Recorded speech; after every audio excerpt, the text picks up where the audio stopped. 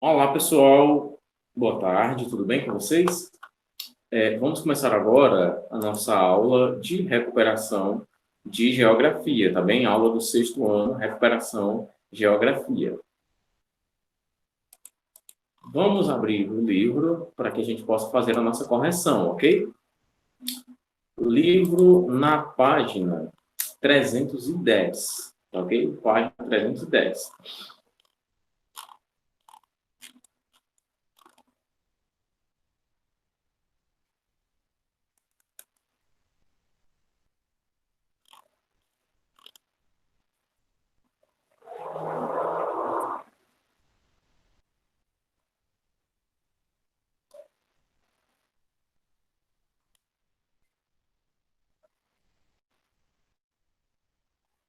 Vamos lá. Página 310. Por qual motivo a agricultura de subsistência, ou a agricultura à roça, né, que a gente chama, também pode ser chamada de agricultura itinerante? A prática de queimada e o desmatamento provocam o esgotamento do solo, fazendo com que as famílias migrem para outras áreas. As principais consequências da plantation, segunda questão: a derrubada da vegetação nativa, a concentração de terras nas mãos dos latifundiários, perda das áreas de subsistência e instabilidades políticas e sociais. Como é realizada a agricultura de jardinagem?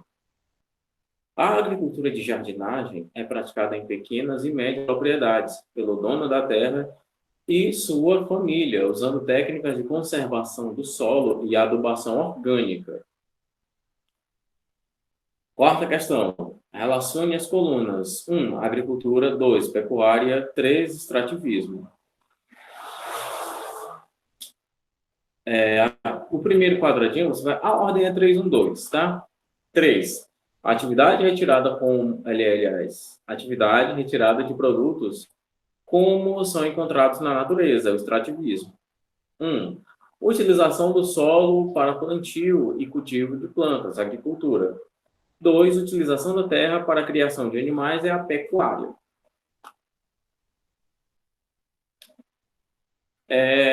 Quinta questão. Foi rápido já, né? Observe a figura abaixo. A principal consequência da prática agrícola ilustrada nessa figura é o aumento da infiltração de água no solo, a diminuição do escoamento das águas pluviais, o incremento da produtividade da lavoura, a melhoria da saúde das plantas ou o aumento da erosão do solo. Como a gente vê, né, o aumento da erosão do solo. Sexta questão. Associe cada figura ao tipo de produção agrícola correspondente. 1. Agricultura familiar. 2. Agricultura de subsistência. 3. Empresa agrícola. A colheitadeira de milho. A gente vai entender que é da empresa agrícola, né? Que, no caso, é a primeira figura aqui da esquerda. 1. Trabalhadores no interior de São Paulo. É a agricultura familiar. E 2, aliás, a última figura, você vai colocar no 2. A colheita de tomate e horta, a agricultura de subsistência. Sétima questão.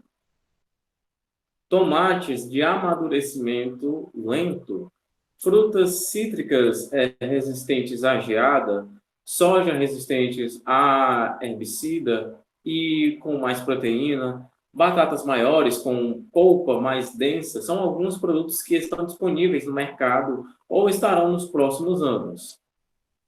Esses produtos referidos fazem parte do que se poderia designar como uma nova revolução na agricultura, decorrentes mais especificamente de um fato mencionado a seguir. Que fato é esse? Nós vimos esse tipo de manipulação. Utilização de novos insumos agrícolas mudança climática global, realização de reforma agrária em áreas de solos férteis, alterações pedológicas no meio ambiente ou engenharia genética. Engenharia genética, né? Os alimentos transgênicos. Oitava questão. Na alimentação, a carne bovina é fonte de fósforo, ferro, vitaminas do complexo B, proteínas, aminoácidos e etc. As regiões norte e centro-oeste, onde se situam a floresta amazônica e o cerrado, são as que apresentam as maiores taxas de expansão do rebanho bovino no Brasil, ou seja, são as regiões que possuem o maior número de cabeças de gado. Nessas regiões, a criação do gado bovino é intensiva ou extensiva ou leiteira. Uma das três, né? É a criação extensiva, com gado criado à solta em pastos e produção destinada ao corte, claro, né?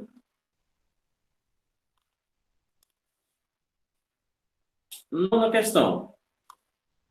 Assinale a alternativa que indica a principal característica do processo de modernização da agricultura brasileira.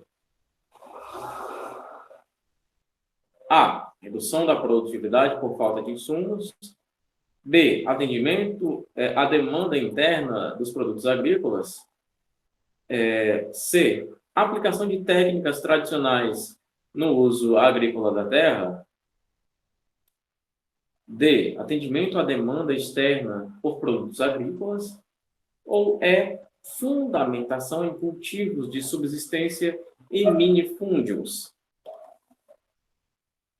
Letra D, certo? Atendimento à demanda externa por produtos agrícolas.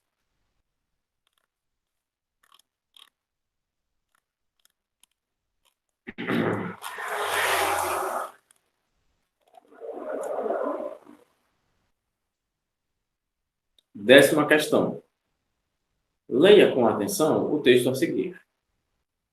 Segundo o MDA, Ministério do Desenvolvimento Agrário, em 2005, esse tipo de agricultura produz hoje 40% da riqueza gerada no campo no Brasil, correspondente a aproximadamente 57 bilhões de reais. São cerca de 4 milhões de agricultores, 84% dos estabelecimentos rurais brasileiros, que vivem em pequenas propriedades e produzem a maior parte da comida que chega à mesa dos brasileiros. Quase 70% do feijão vem dessa atividade, assim como 84% da mandioca, 58% da produção de suínos. 58%, que eu falei, né? 54% do leite bovino, 49% do milho e 40% das aves e dos ovos. Além disso, é um importante instrumento para manter os trabalhadores no campo. Em 2003, o PIB o PIB do seu setor, aliás, cresceu 14,31% em relação ao ano anterior. Além de ser a base de importantes cadeias de produtos proteicos de origem animal, sendo majoritária, no caso do PIB, da cadeia produtiva de suínos. 58,8% do PIB total dessa cadeia, do leite, 56%, e das aves, 51%. Marque o conceito que se adequa corretamente às informações. Pega os óculos, né? Bom, o conceito que se adequaria corretamente aqui seria a agricultura familiar, certo? No caso, o item C. 11º.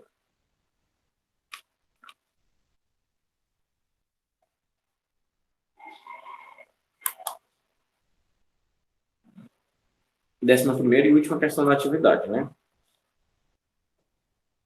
A pecuária em que o rebanho... Já vou dando a dica, né? É intensiva ou extensiva, a gente já sabe. A pecuária em que o rebanho é criado, obedecendo métodos modernos que permitem uma seleção do gado para o corte, de produção ou leite, utilizando pasto plantado e rações suplementares é denominada de intensiva, pecuária intensiva, certo?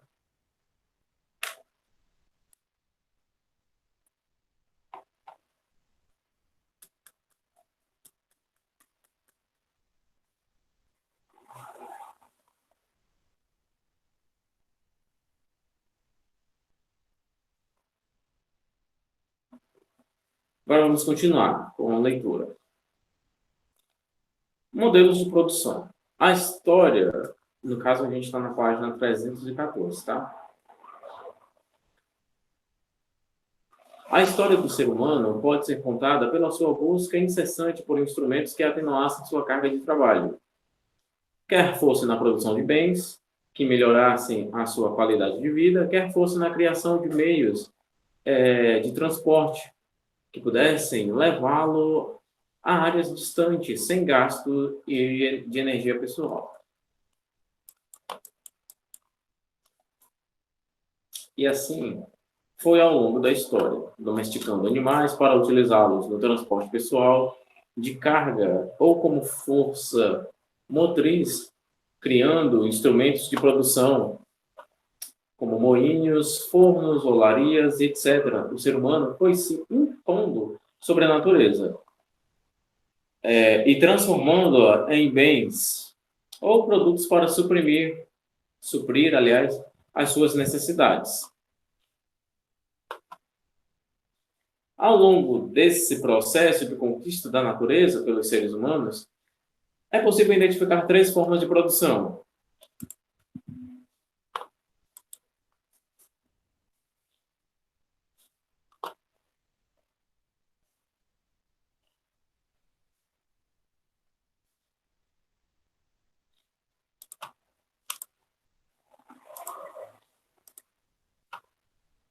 Vamos lá. Uma dessas formas de produção seria o artesanato, forma primitiva de transformação dos elementos da natureza, mas que ainda hoje é realizada por diversas pessoas. Nessa forma de produção milenar, os elementos naturais são transformados em bens e objetos que podem ser utilizados pelos seres humanos. Inicialmente, o artesanato tinha como objetivo atender às necessidades do artesão e de sua família. Em uma época em que não havia indústria e o comércio de utensílios era pouco.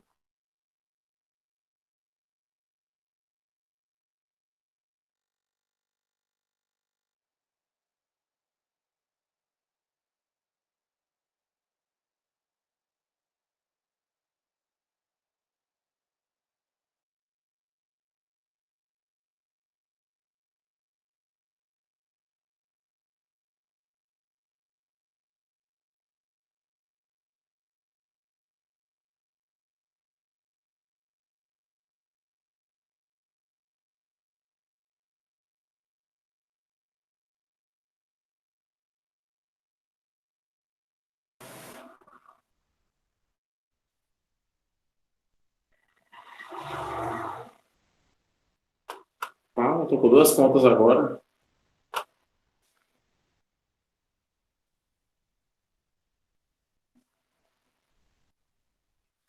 Bom, vamos lá. Aqui. Em uma época em que não havia indústrias e o comércio de utensílios era pouco, era a família a encarregada de produzir os instrumentos que utilizava em casa: panelas, jarras e colheres, cadeiras, mesas, bancos, sandálias e até instrumentos de trabalho e roupas eram produzidos pelo núcleo familiar. Por isso, essa forma de produção pode ser chamada de produção artesanal familiar ou produção para o autoconsumo.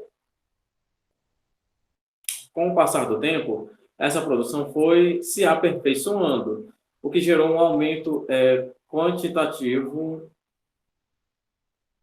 dos produtos, além daqueles necessários à subsistência do núcleo familiar. Isso fez com que a atividade comercial passasse a ser praticada com maior intensidade, aperfeiçoando-se a produção artesanal. Essa atividade de transformação passou a ser desempenhada por uma única pessoa, usando suas próprias ferramentas.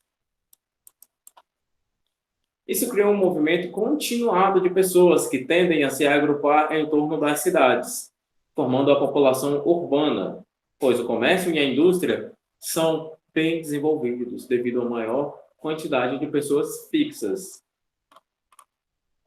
O fato é que, por volta do século IX, várias regiões da Europa já apresentavam núcleos urbanos, com uma população numerosa, ocasionando a intensificação da atividade comercial.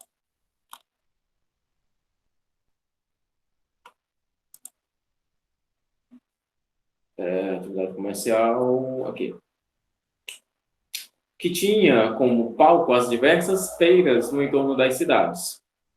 Nessa nova realidade, o simples artesão não tinha como dar conta dessa maior demanda do consumo, tendo de reorganizar a forma de produção por meio da criação de oficinas de artesanato, manufatura. Os melhores artesãos passaram a se reunir em número maior de clientes, passaram a reunir, aliás, um número maior de clientes, e ampliaram a sua produção, contratando ajudantes.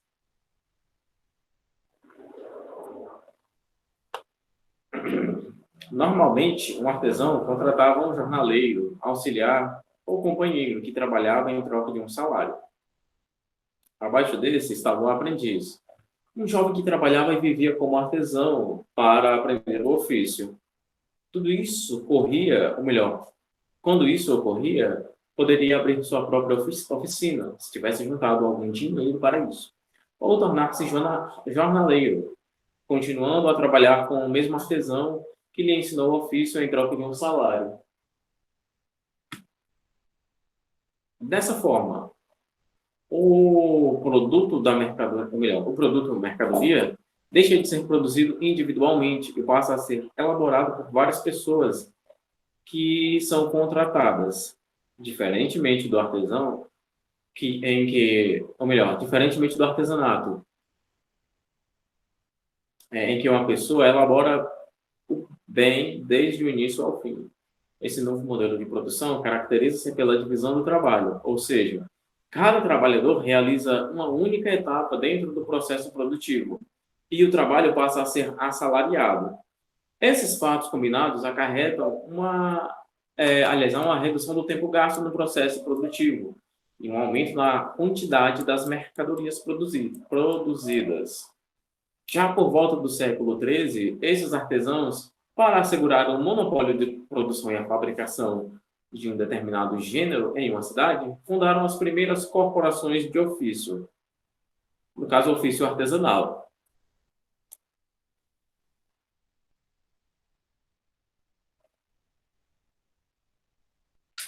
Um fato interessante dessas corporações é que, como mestres artesãos ou mestres de ofício, jornaleiros e aprendizes se ocupavam do mesmo trabalho e até dividiam o mesmo teto, todos pertenciam à mesma corporação. Era uma verdadeira irmandade e tinham, aliás, pelo menos no início, o interesse de proteger e auxiliar seus membros em qualquer situação de dificuldade. Por outro lado, todas as corporações de ofício artesanal baseavam-se no contexto da justiça e do preço justo, pois supervisionavam cuidadosamente o trabalho de seus membros, protegendo o comprador da aquisição de material inferior com preço abusivo. Seria bom isso no começo da pandemia, né? Onde o preço do álcool estava abusivo, não tinha tecnicamente ninguém para nos proteger.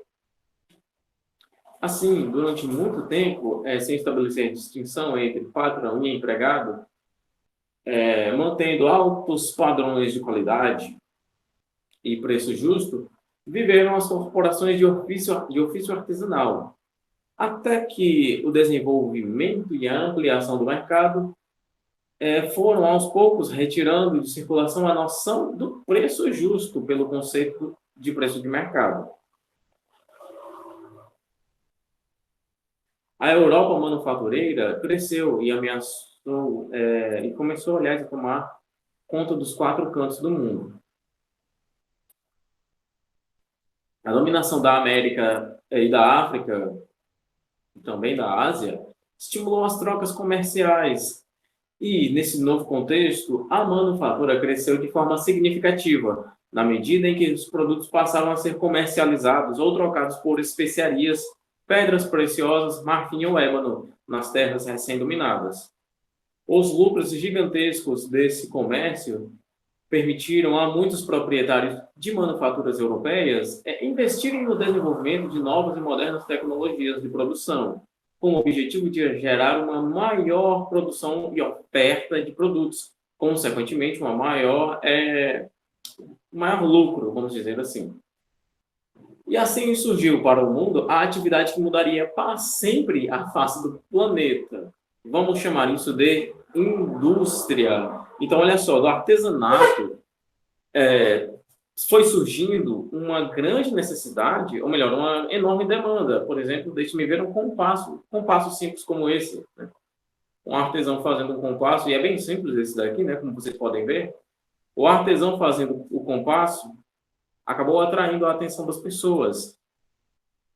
E mais gente foi querendo esse compasso e ele só conseguia produzir, deixe-me ver aqui, sei lá, 10 por dia. Só que tinha gente querendo vários, e muitas pessoas queriam, e ele precisava produzir 20 por dia, o dobro. Então ele contratou uma outra pessoa para trabalhar com ele e dividir esses lucros. Daí foram surgindo, né, essas unidades de cooperação de artesanato.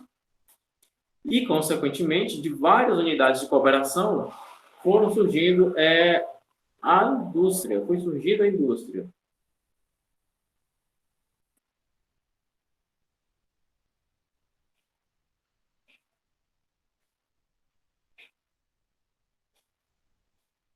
E, claro, a indústria, como nós já estudamos um pouquinho, vamos ver com mais profundidade agora, modificou desde sempre a forma de como o ser humano se relaciona, a forma comercial de como o ser humano se relaciona.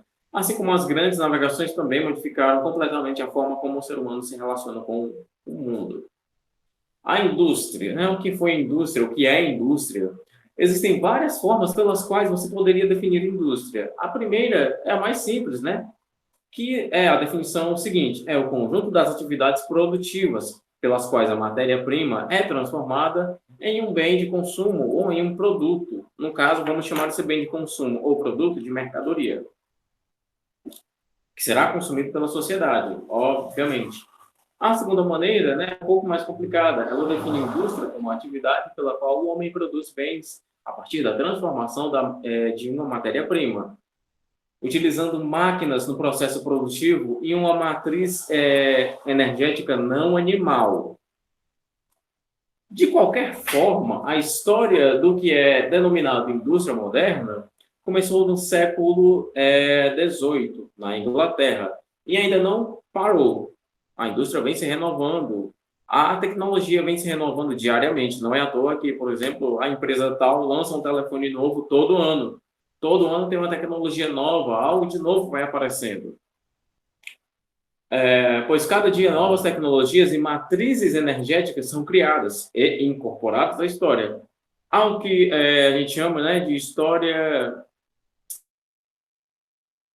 industrial ou revoluções industriais, porque nós entendemos que a Revolução Industrial se deu em ondas. Primeira onda da Revolução Industrial, segunda onda da Revolução Industrial. Nós estamos agora, no ano de 2020, mês de dezembro, dia 22, vivendo da quarta onda da Revolução Industrial, certo? No caso, nós já deveríamos estar estudando algo sobre educação 4.0, porque é essa onda que nós estamos vivenciando. Acredito que a quinta onda vem logo.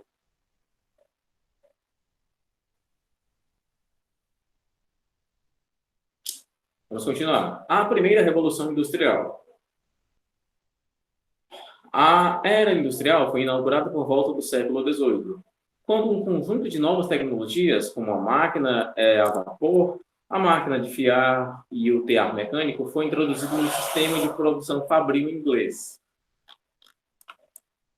Essa primeira revolução industrial esteve restrita até o início do século XIX à Inglaterra. e sua quase totalidade baseou-se no desenvolvimento da indústria têxtil.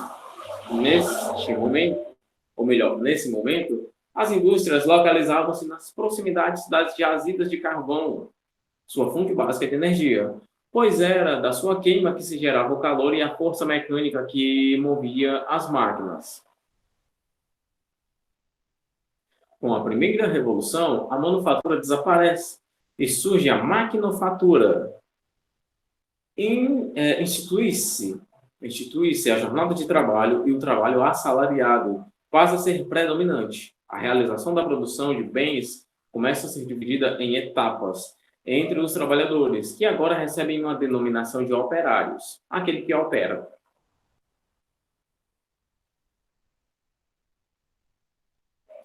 Essas inovações no modo de produção acarretam uma elevação na quantidade de mercadorias produzidas.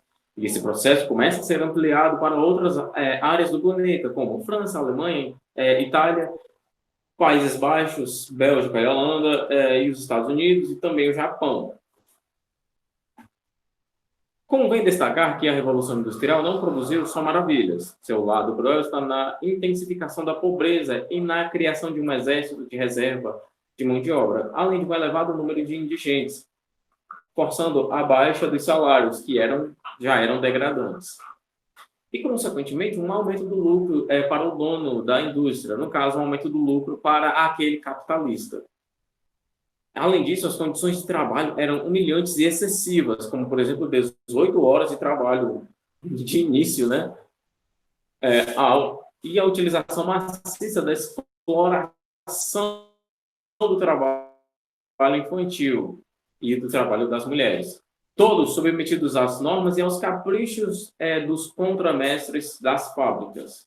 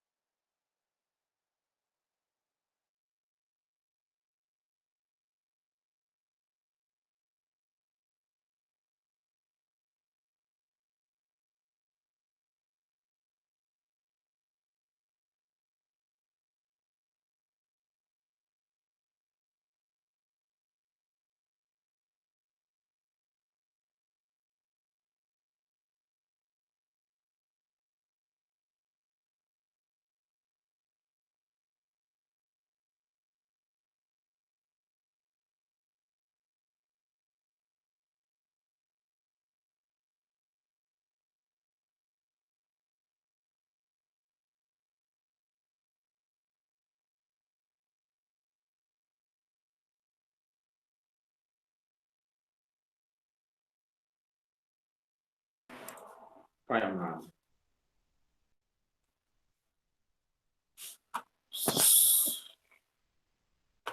Sobre a segunda onda da Revolução Industrial, a gente vai destacar o seguinte: o avanço da ciência e do conhecimento, que levaram à criação de novas tecnologias, que começaram a ser agregadas no processo de produção ou a substituir as antigas tecnologias utilizadas na primeira onda da Revolução Industrial. Entre elas, a gente pode destacar o processo de transformação do ferro em aço, criado por Henry Bessemer, inaugurando, aliás, a siderurgia moderna, e que leva seu nome. A substituição do vapor pela eletricidade com a criação do dínamo, consolidando esta última como a função motriz da indústria. A criação do motor a combustão interna e a utilização do petróleo como combustível, embasando a indústria automobilística, que se tornaria o principal ramo da economia mundial no primeiro quartil do século XX. Inovações nas telecomunicações, com a invenção do telégrafo, telefone, rádio, cinema e televisão. Nos Estados Unidos, desenvolve-se o Fordismo, ou sistema de esteira, técnica produtiva desenvolvida por Henry Ford, que eliminava do processo produtivo, por meio da distribuição dos operários, os gestos desnecessários ampliando de forma grandiosa a produtividade industrial. Essa segunda revolução industrial gerou duas consequências completamente diferentes. De um lado, houve uma melhoria na qualidade de vida das populações dos países onde ela aconteceu. Contudo, os países que não participaram desse processo se tornaram dependentes dessas potências industriais, pois passaram necessariamente a comprar seus produtos industrializados. Nesse processo, o planeta passa a ser dividido em dois grupos de países. De um lado, os industrializados e do outro, os países não industrializados. A terceira onda da Revolução Industrial, também chamada de Revolução Técnico-Científica, começou a transformar a face do antigo mundo industrial, baseado na siderurgia, metalurgia e na indústria mecânica. Isso acontece quando, por volta de 1970, começam a emergir as novas tecnologias, como telemática, microeletrônica, que no caso chamaremos de informática, e biotecnologia e a química fina, ao lado de novos processos produtivos, como a automação e a robótica, que tornam o ser humano cada vez mais dispensável no processo produtivo.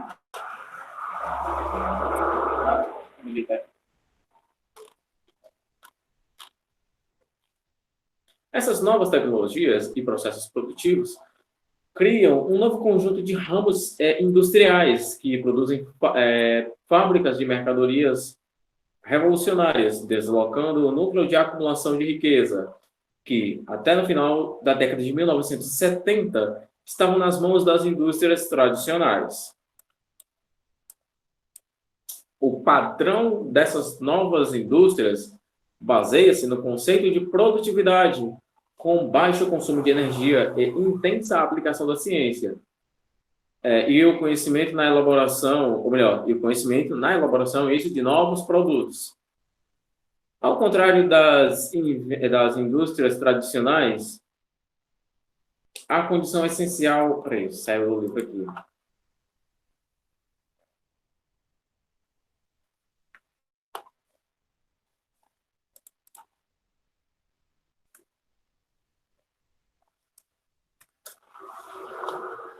Fechei sem querer o livro. Pronto. Ao contrário das indústrias tradicionais, a condição essencial para o seu desenvolvimento não exige a sua instalação próxima às áreas de jazidas de matéria-prima, como carvão e minerais, ou as grandes metrópoles, e sim a presença de centros de pesquisa e mão de obra altamente qualificada. Conquistada a esfera planetária, o ser humano lança-se, né? Aliás, eu pulei aqui.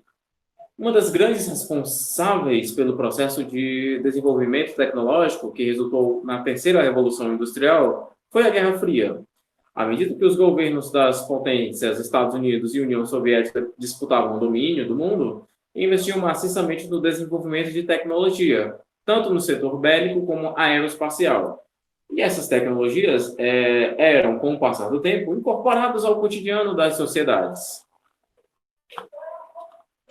Do final da Segunda Guerra Mundial até a atualidade, novos e revolucionários produtos foram sendo lançados no mercado, de forma que hoje podemos dispor de bens como celulares, computadores, tablets, GPS e etc.